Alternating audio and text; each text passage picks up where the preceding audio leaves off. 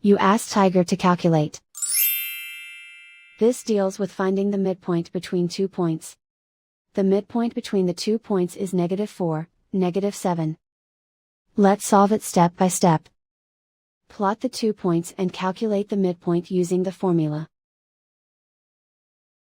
The coordinates of point 1 are, x1 equals -3, y1 equals -5.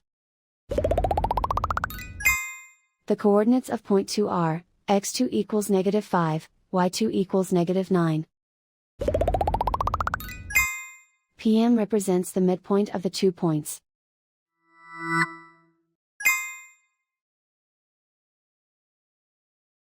Use the x values in the midpoint formula to find the midpoints x. x1 equals -3.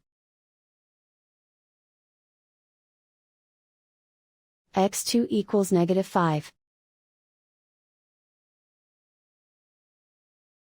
Simplify the arithmetic.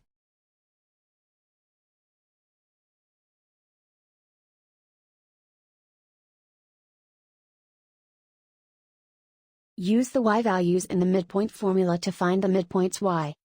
y1 equals -5. y2 equals -9. Simplify the arithmetic.